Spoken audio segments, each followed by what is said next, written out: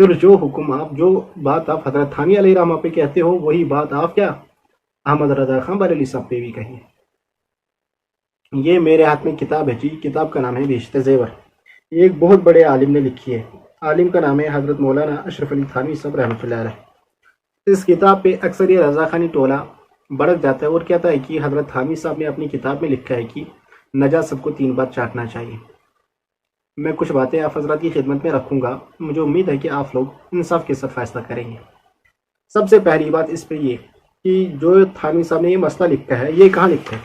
یہ تھانوی صاحب نے مسئلہ لکھا ہے نجاست پاک کرنے کا بیان میں، یعنی کن چیزوں سے نجاست پاک ہو سکتی ہے۔ حضرت تھانوی صاحب اس میں یہ چیز لکھتے ہیں، اس میں وہ لکھتے ہیں کہ اگر کسی شخص کو انگلی پر نجاست لگی ہو تو پھر وہ اسے 3 بار چاٹ لے تو کیا وہ پاک ہو جائے گی کہ نہیں؟ حضرت تھانوی صاحب اس کا جواب دیتے ہیں کہ ہاں وہ پاک ہو جائے گی، مگر حضرت تھانوی صاحب اس کے ساتھ ہی اور ایک بات فرماتے ہیں کہ مگر چاٹنا منع ہے۔ کیا کر لکھتے ہیں؟ مسئلہ آیا کہ حضرت اگر ہماری انگلی پہ نجاست لگی ہو پھر ہم اسے 3 بار چاٹ لیں، اب مسئلہ یہ ہے کہ چاٹنے سے جو یہ انگلی ہے یہ پاک ہو جائے گی کہ یہ نجس انگلی رہے گی؟ حضرت تھانوی صاحب فرماتے ہیں کہ یہ انگلی جو ہے یہ پاک تو ہو جائے گی لیکن ایسا کرنا منع ہے۔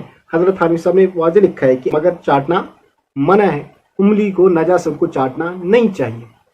اب میں آپ کو اور ایک بات سمجھانے کے لیے بتا دوں، اگر کوئی شخص ہے اس کے کپڑوں پہ نجاست لگی ہو پھر وہ زمزم کے پانی سے دھوئے، پھر وہ نجاست زمزم کے پانی سے دھوئے۔ اب مسئلہ یہ ہے کہ زمزم کے پانی سے دھونے پر وہ نجاست پاک ہو جائے گی کہ نہیں؟ مسئلہ یہ ہے، مثال اگر کسی بندے کو کپڑے پر نجاست لگی ہو پھر وہ اس کپڑے کو زمزم کے پانی سے دھوئے، زمزم کے پانی سے 3 بار دھوئے، مسئلہ یہ ہے کہ وہ جو کپڑا ہے، وہ جو انگلی ہے وہ پاک ہو جائے گی کہ نہیں؟ پاک ہو جائے گی کہ نہیں؟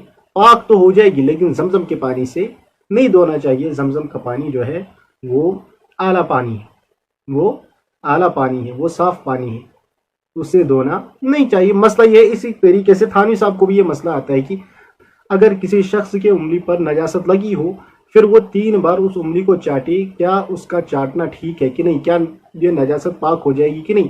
حضرت تھانوی سے فرماتے ہیں کہ نجاست تو پاک ہو جائے گی، انگلی تو پاک ہو جائے گی لیکن چاٹنا نہیں چاہیے۔ اب انصاف کے ساتھ میں آپ کی خدمت میں ایک بات رکھوں گا، اگر اس مسئلے کے لکھنے پر یہ لوگ حضرت تھانوی علیہ رحمہ کو کہتے ہیں کہ حضرت تھانوی صاحب نے ایسا مسئلہ لکھا ہے اور یہ پوری دیوبندیت کو کہتے ہیں کہ آپ لوگ نجاست چاٹتے ہو، اگر اب کسی اور عالم نے یہ بات لکھی ہو تو اس پہ بھی تو یہی حکم لگنا چاہیے۔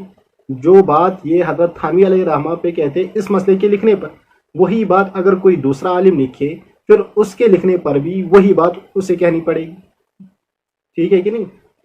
ان کے بانی، ان کے مکتب فکر کے بانی حضرت مولانا احمد رضا خان بریلوی صاحب، وہ بھی اپنی کتاب میں یہ مسئلہ لکھتے ہیں۔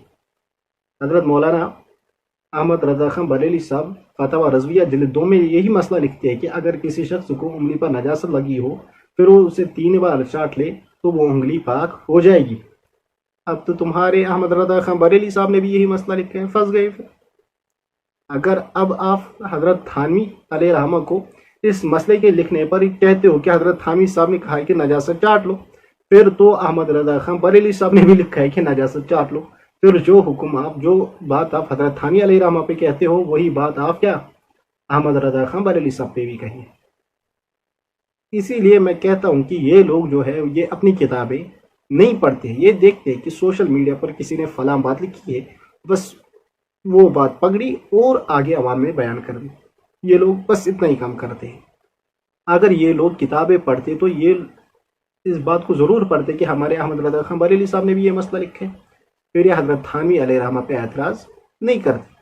حضرت تھانوی علیہ رحمہ کی کتابوں کو سمجھنے کے لیے اور حضرت تھانوی علیہ رحمہ نے جو مسئلہ لکھا ہے اسے مکمل طریقے پر سمجھنے کے لیے آپ لوگوں کو بہت سی کتابیں پہلے پڑھنی پڑے گی، پھر آپ کو علماء دیوبند کی ایک بات سمجھ میں آ جائے گی، پھر آپ کو یہ بات سمجھ میں آ جائے گی کہ علماء دیوبند نے جو مسئلہ اپنی کتابوں میں لکھا ہے وہ کہیں نہ کہیں اور جگہ ثابت ہے، وہ کسی نہ کسی اور عالم نے لکھا ہے، اور جو علماء دیوبند نے مسئلہ لکھا ہے وہ صحیح ہے، پھر آپ کو یہ بات سمجھ میں آ جائے گی۔ اب آپ لوگ ہی انصاف کے ساتھ فیصلہ کریں۔ اگر تھانوی صاحب نے یہ بات لکھی ہے تو جو حکم یہ لوگ تھانوی صاحب پہ لگاتے ہیں وہی حکم ان سے کہیے کہ احمد رضا خان بریلی صاحب پہ بھی لگائیے، انصاف کے ساتھ یہ بات ہے۔